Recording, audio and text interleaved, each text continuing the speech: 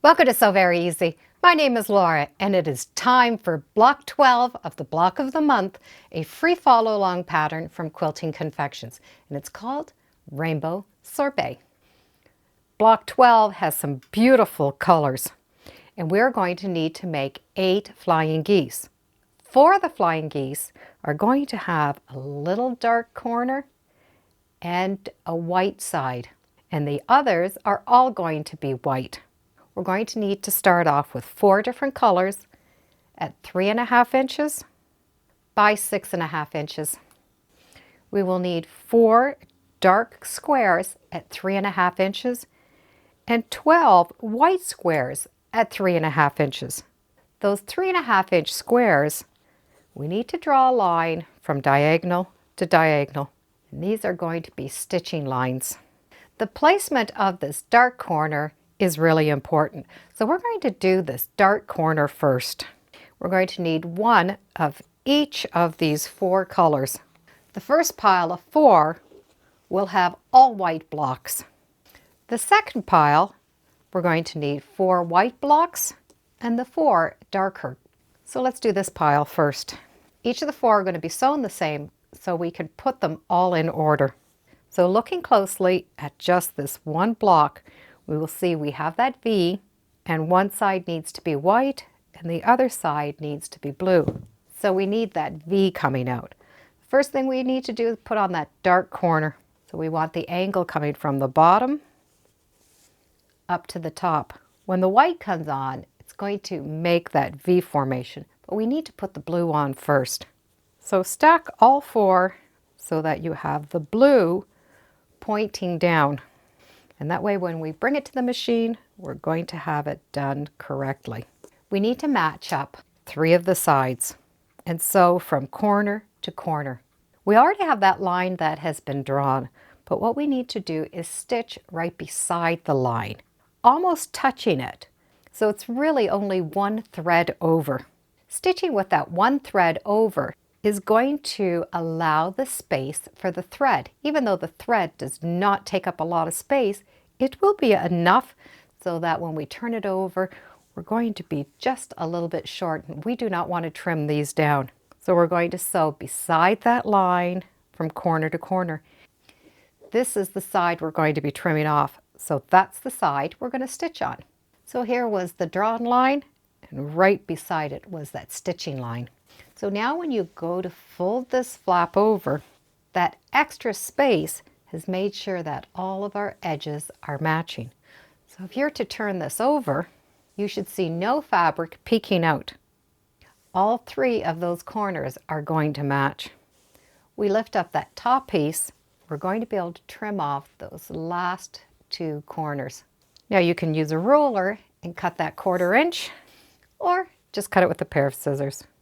When this is cut off, we know that this corner is going to stay perfect. We need to do that to all 4 of the colors. To continue the flying geese, we need to do the white block. So we're going to have the white block pointing at the end. We get to match up all the 3 edges and stitch right beside that line. So we're going to be stitching on the side that we're going to cut off. So it's going to be right beside that line. And when that corner is folded over, there should be no fabric sticking out from either sides. We're going to keep the top piece and trim off the 2 bottom pieces. We now have 1 perfect flying geese, and it should be 3.5 inches by 6.5 inches. Then for the second 4, we're going to sew them on the same way. So we have white on one side, and the white is going to go on the other to continue that V formation, always sewing 1 thread over from that stitching line. We now have 1 each with the blue in the corner, and the other 4 have 2 white corners. And we can take them and sew the sets together with that V and that dark point out to the bottom. So we're going to have 1 of each of those color combinations. And as you're stitching, you're going to be able to cross over right at that point. And that's going to give you a nice point in the front. So we have 4 units done. Now we get to sew them together. The dark is always going to go into the center, and the geese are going to fly around. So if we have one going in one direction, the other one is going to go in the other. Then it's going to fly around and then fly back. So we have all the geese going in a circle. Now we can just sew those together in units. The block is going to want to press so that the point is showing. It's better if you take this and press it so that the point is being covered. The reason is when you do sew these blocks together, it's going to be less bulk in this corner. So all of the seams need to be pressed so you're covering those little points from the back side.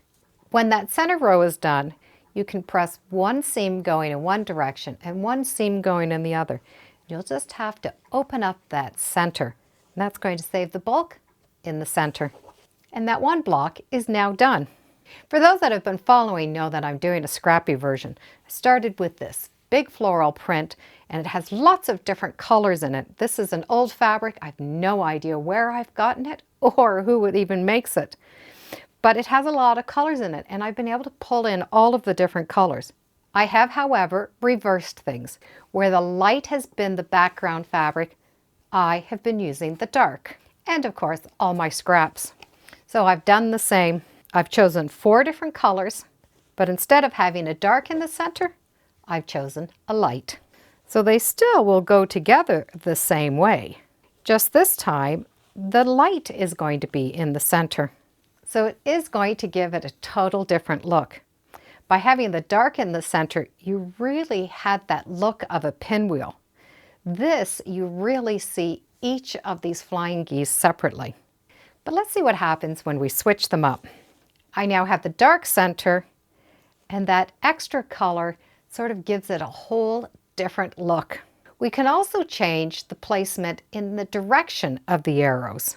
Instead of the flying geese going in one direction, if we have them flying opposite, they end up making squares.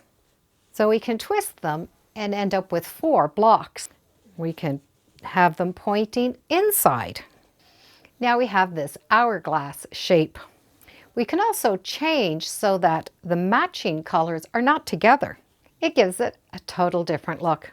This is a fun block to play with because you can do so many different variations. The scrappy one is now done. And once again, it really does look quite different. Lights and darks and different fabrics really do make quite a difference. I'll put a link in the description so you can follow along. Thank you for joining me today on Sew Very Easy. Feel free to subscribe, and as always, come on back. Let's see what we're sewing next time in the sewing room. Bye for now.